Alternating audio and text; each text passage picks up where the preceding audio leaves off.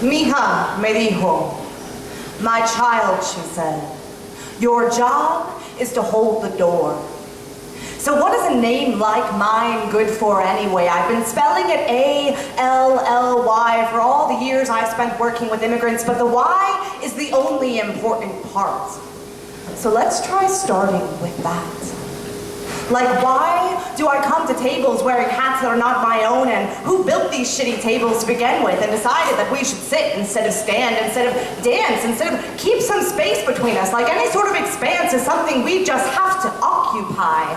Why does this story sound so familiar? I know you know my friend Juan.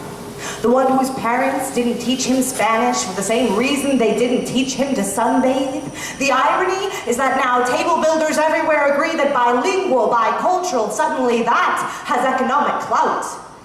Interestingly, on the surface, and by that I mean very superficially, on the surface, Juan and I have a lot more in common than he and his little brother Emilio.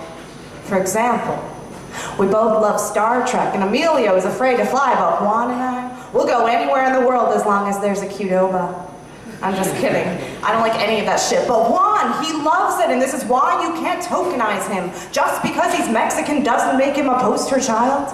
He's also a great poet and Polly and a lover of mine. In fact, Juan is a million other things besides a representation of his heritage, though he is that too.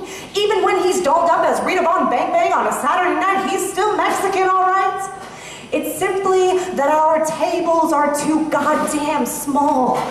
And while we're back on this subject again, please explain to me, how is this table really different than a wall? Do you not have to crawl to get to the other side, or go around, or be invited? Sometimes you even have to make a reservation. Turns out we white folk have had some experience with that. Social justice work is always messy. No amount of words I spend to begin this conversation today will ever equate to the number of lives that have lived its refrain, just like no amount of Spanish I speak will make me understand what it means to be Hispanic, Latinx, Chicana, etc. We can no more ask Juan to tell us what Emilio is thinking than ask me to spell my name with an Y. A-L-L-Y doesn't even make any fucking sense. And besides, the Y is the only important part. So why did you ask me here today, and why do I keep showing up this way? The table that I should be sitting at is the one for the queers, or the female body folk, or the white people. But even if I were, I'm not sure I'd know what to say.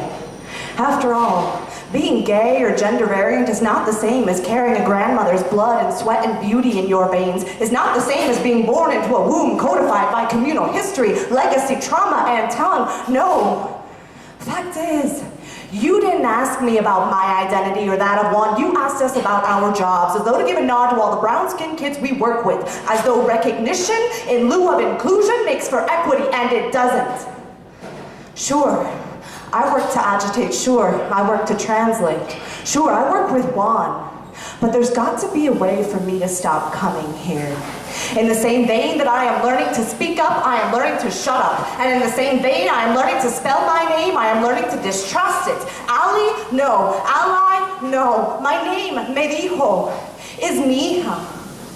And I am learning what it means to hold the door.